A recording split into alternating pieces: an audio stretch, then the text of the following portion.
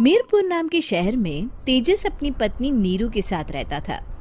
पति पत्नी दोनों ही नौकरी करते थे। एक दिन तेजस गांव अपनी माँ के पास फोन करता है। हेलो, प्रणाम माँ।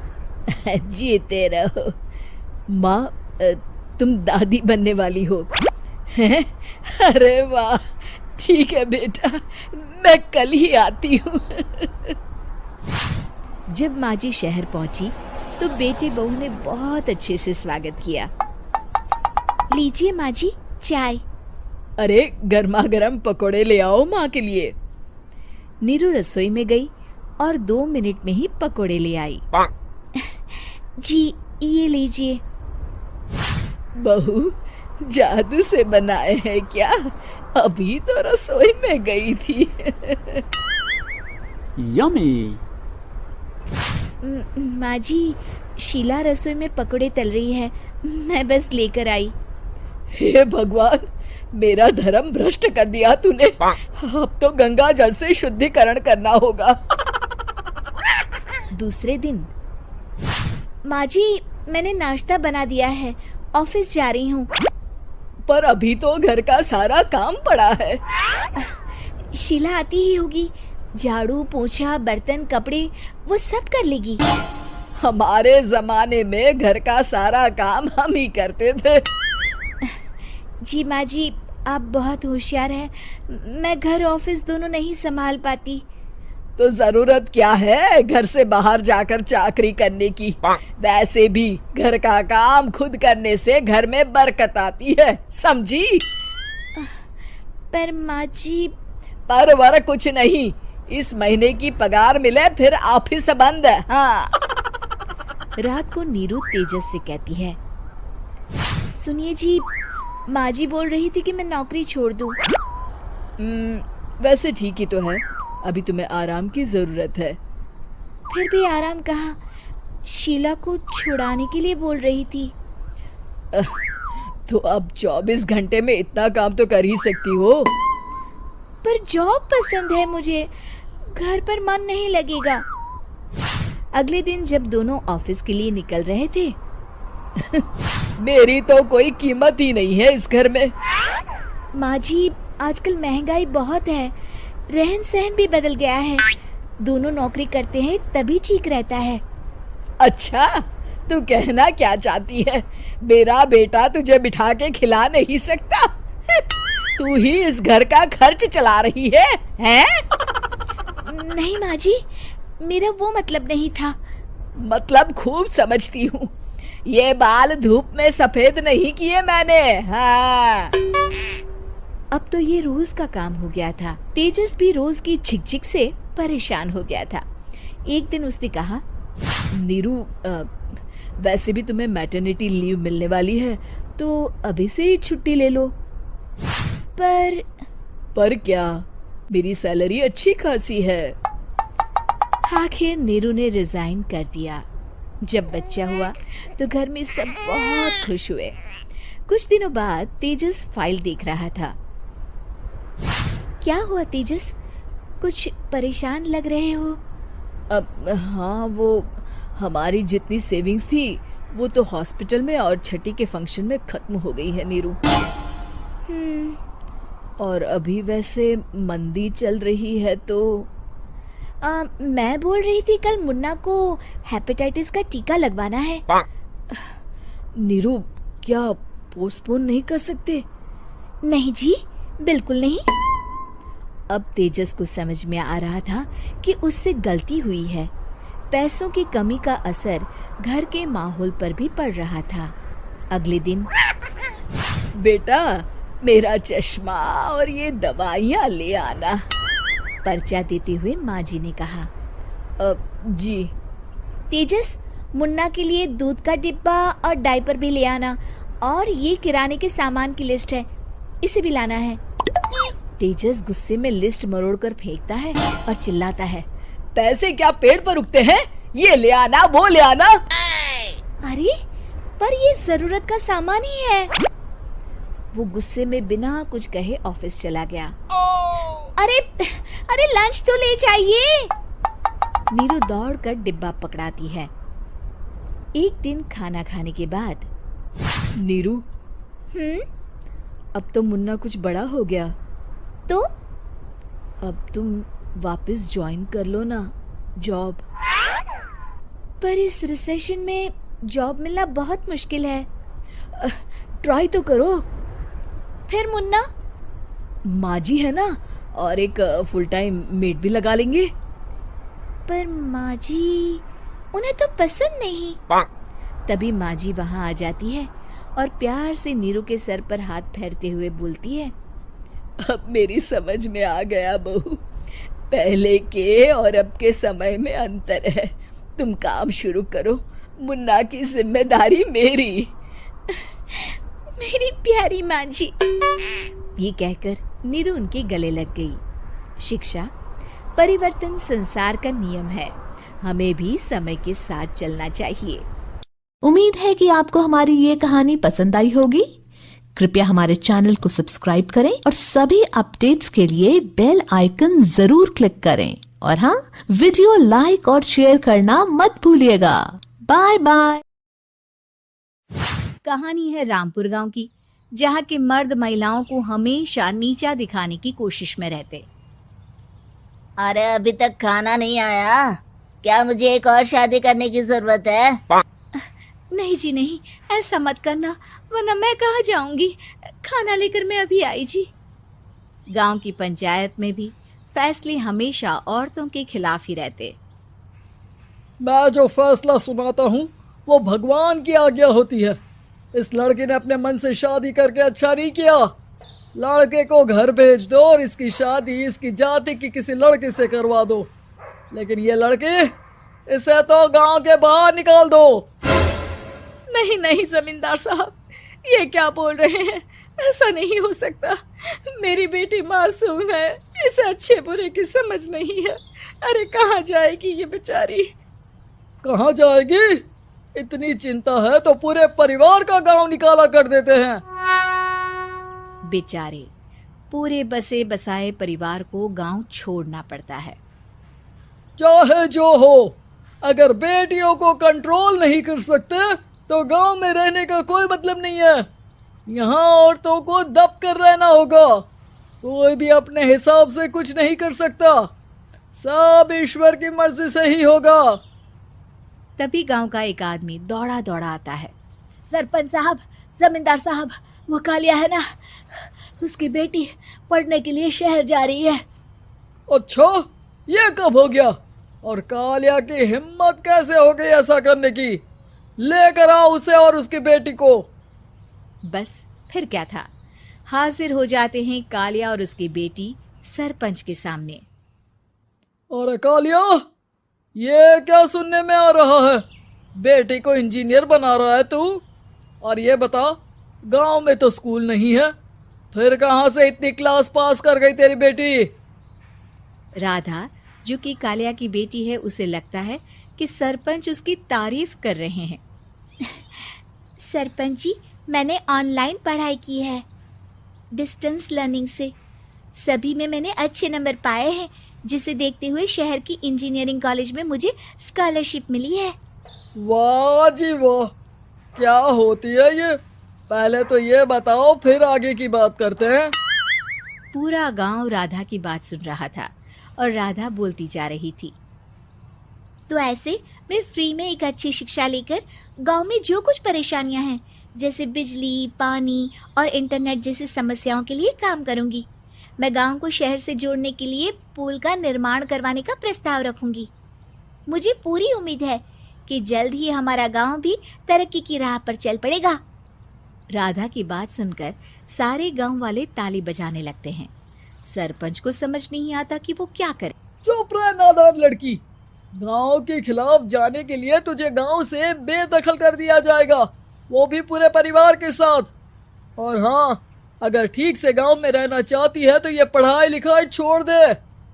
हम तेरे लिए गांव का कोई होनहार लड़का देखेंगे। तभी गांव का एक आदमी बोल पड़ता है। अरे नहीं नहीं सरपंच जी, राधा बिटिया जो बता रही है, अगर वैसा हो जाए तो हम लोगों को पैसा कमाने के लिए बाहर नहीं जाना पड़ेगा। हाँ जी, और ना ही कोसों दूर पानी के लिए भटकना पड़ेगा।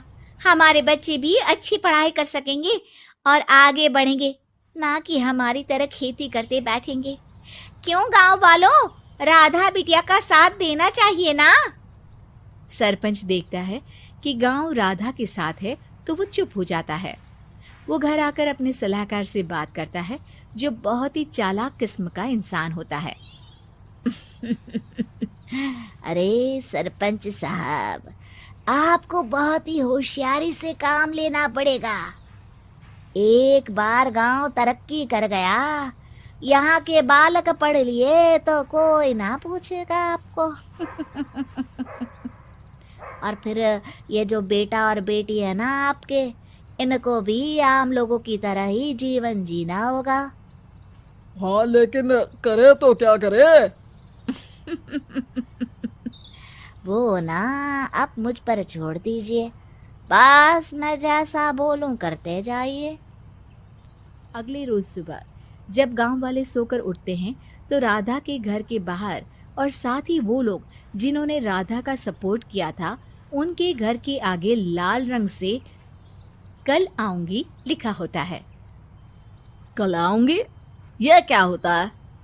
अरे यह तो खून से लिखा है, लगता है कोई भूत प्रेत या चुड़ैल का साया है। चलो सरपंच जी के पास चलते हैं। सभी सरपंच के पास जाकर उसे सारी बात बताते हैं। और ये तो बड़ी मुश्किल की बात है। चलो, मैं एक बाबा को जानता हूँ, उन्हें बुला लेता हूँ। सरपंच बाबा को लेकर गांव के घर के बाहर जाता है। ओहो, तो ये वो चुड़ैल है जो उन लोगों को निशाना बनाते हैं जो गांव को बदलने का सपना देखते हैं। वो गांव को ऐसे ही संपन्न देखना चाहती है। वो नहीं चाहती कि कोई बाहरी यहाँ का कायाकल्प करे। क्या तुम लोगों में से किसी ने गांव को बदलने की सोच रखी है? तभी राधा की माँ रोते रोते आती है। मेरी राधा घर से गायब हो गई है। अरे कोई तो बचाओ, मेरी बच्ची कहाँ गई?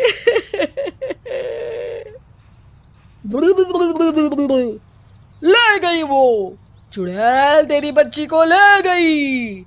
अब वो उसे श्रापित करके छोड़ेगी, उस पर चुड़ैल का साया हो जाएगा। तभी बुरी सी हालत में राधा भी वहां आ जाती है। उसके बाल चुड़ैल की तरह फैले होते हैं और कपड़ों में खून लगा होता है। सभी राधा को देखकर डर जाते हैं। माँ, पता नहीं मुझे कौन उठा कर ले गया था। अरे दूर दूर हो जा चुड़ैल, अब हम लोग इस गांव में नहीं रुकेंगे। अरे कैसे बातें कर रहे हैं आप? कल तो आप मेरे भरोसे गांव का हुलिया बदलने, अपने बच्चों को पढ़ाने और तरक्की उन्नति की बात कर रहे थे, तो आज क्या हो गया आपको? ये फिर तुम लोगों को बहकाएगी। ये चुड़ैल गांव में आ चुकी है, ऐसे ही ये तुम्हारे घर के बच्चों को भी ले जाएगी। गांव वाले राधा को गांव से बाहर निकाल देते हैं। उसके माँ बाप रोते रहते हैं, लेकिन गांव वाले नहीं मानते। मैं भी अपनी बहन के साथ गांव के बाहर रहूंगा, लेकिन वो पढ़ाई नहीं छोड़ेगी। वहीं सरपंच के घर पर सलाहकार कहता है। देखा, सांप भी मर गया और लाठी भी नहीं टूटी। लेकिन अगले ही दिन सरपंच के घर के बाहर भी वही शब्द लिखे होते हैं और फिर सरपंच की बीवी कहती है, हमारी बेटी को किसी ने अगवा कर लिया है। तभी राधा का भाई वहां आ जाता है। अरे गांव वालों, मैंने सरपंच जी की बेटी को देखा था। वो चुड़ैल उसे उठाकर ले जा रही थी। अरे क्या मजाक कर रहे हो? नहीं नहीं सरपंच जी, आप नहीं जानते। वो चुड़ैल अब आपकी बेटी में आ जाएगी, जैसे राधा के अंदर आ गई थी। तभी सरपंच की बेटी वैसी ही हालत में वहां आती है जैसे राधा आई थी। पापा, पता नहीं कैसे मैं गायब हो गई थी। चुड़ैल, इसके अंदर भी चुड़ैल का साया है, मारो इसे। अरे नहीं नहीं, इसे भी राधा के पास गांव के बाहर ही भेज दो। अरे चुप रहो, मेरी बेटी कहीं नहीं जाएगी और चुड़ैल बुड़ैल कुछ नहीं होता है। अरे कैसे बात कर रहे हो सरपंच जी? आप तो बोल रहे थे कि आपका फैसला भगवान का ज्ञान होता है, तो अपने पर बात आई तो अब आप ऐसे बोल रहे हैं। अरे ना ना ना, आपको अपनी बेटी को त्यागना ही होगा। अरे बुलाओ बाबा को। राधा का भाई बाबा को ले आता है, जिसे अब गांव वालों के डर के कारण सच बोलना पड़ता है। मैं कोई बाबा नहीं हूँ, मैं तो मोची था। ये सलाहकार महोदय ने मुझे कहा था एक्टिंग करने को। अब वो मुझे पैसे देने वाले हैं। अब मुझे माफ कर दो। गलती हो गई, मुझे माफ कर दो। तभी वहां राधा आ जाती है। देखा सरपंच जी, जब गांव के बच्चे साक्षर होंगे तो आप जैसे लोगों की चालाकी नहीं चलेगी। रजनी को बचपन से ही पेंटिंग का बहुत शौक था। वो हमेशा से ही पेंटर बनना चाहती थी, पर उसके माँ और पिताजी ने उसको कभी भी इस चीज के लिए सपोर्ट नहीं किया और उसकी शादी नीरव से हो गई। नीरव रजनी को बहुत प्यार करता था, पर रजनी हमेशा चुपचाप ही रहती। वो इस शादी से खुश नहीं थी। वो ये शादी नहीं करना चाहती थी। उसे तो हमेशा से पेंटर जो बनना था। अपने इस सपने को वो नहीं पूरा कर पाई, इसलिए वो हमेशा उदास रहती थी। रजनी, बहुत ही बढ़िया फिल्म लगी है, कल देखने चले? नहीं जी, कल मुझे बहुत काम है, मैं नहीं जा पाऊंगी। अच्छा तो कोई बात नहीं, संडे को चलते हैं। देखिए, मुझे फिल्म देखना पसंद नहीं है। आपको जाना है तो चले जाइए। नीरव को मना करके रजनी वहां से चली जाती है और अपने बैग को खोलकर उसमें बंद पड़े ब्रश और कलर्स को देखकर रोने लगती है। रजनी, चलो ना कहीं बाहर खाने चलते हैं, कुछ तुम्हारी पसंद का। जी, मुझे नहीं जाना, मेरी तबीयत ठीक नहीं है। रजनी वहां से चली जाती है। नीरव को समझ नहीं आता कि रजनी उससे इतना दूर क्यों रहती है। वो जब भी उसके साथ वक्त बिताना चाहता है, रजनी कोई ना कोई बहाना बना देती है। एक दिन घर पर कोई नहीं था। रजनी घर का सारा काम जल्दी से खत्म कर लेती है। घर पर अकेले होने के कारण वो सोचती है कि वो आज पेंटिंग करेगी। वो अपने कमरे में जाकर पेंट ब्रशेस और कलर्स निकालकर जैसे ही कलर मिक्स कर रही होती है कि दरवाजे पर बेल बज जाती है। अब कौन आ गया इस वक्त? इतनी मुश्किल से तो मुझे पेंट करने का मौका मिला है। रजनी दरवाजा खोलती है तो उसकी सास अपनी सहेलियों के साथ खड़ी होती है और सब घर के अंदर आ जाते हैं। अरे बहू, सबको शरबत बनाकर पिला दे, बाहर तो बड़ी गर्मी है। उफ। जी। रजनी पेंट ना कर पाने से उदास हो जाती है। उसे गुस्सा भी आ रहा होता है कि उसने इस शादी के लिए हाँ क्यों कह दी। वो रसोई में जा रही होती है कि उसकी सास उसे रोकती है।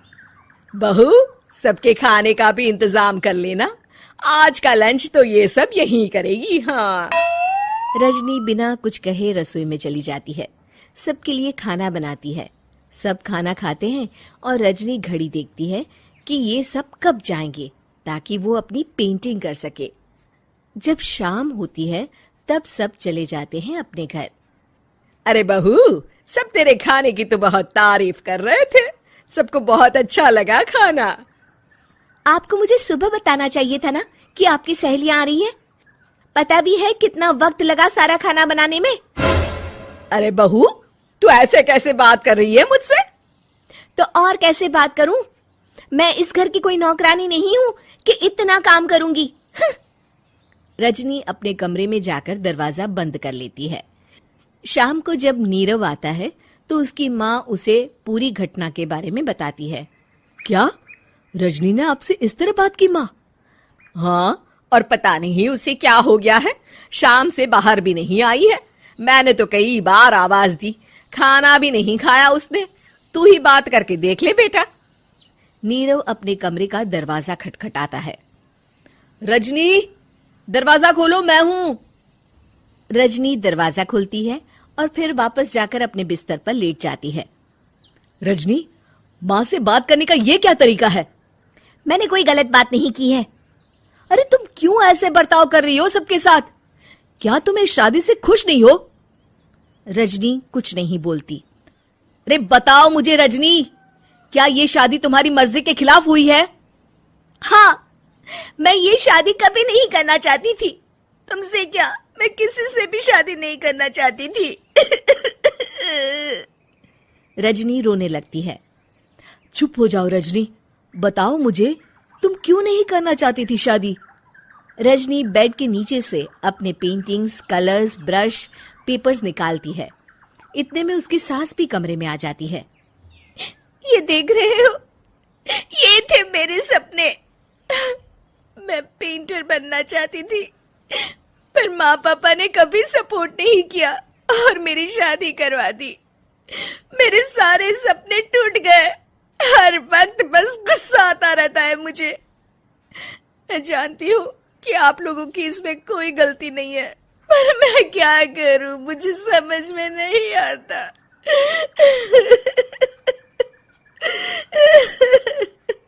रजनी फूट फूट कर रोने लगती है।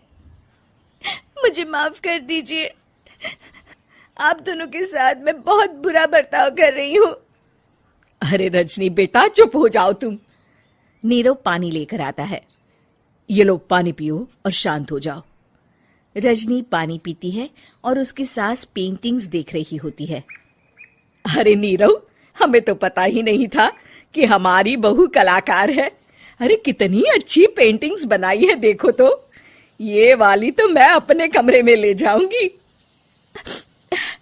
आपको ये पेंटिंग्स अच्छी लगी?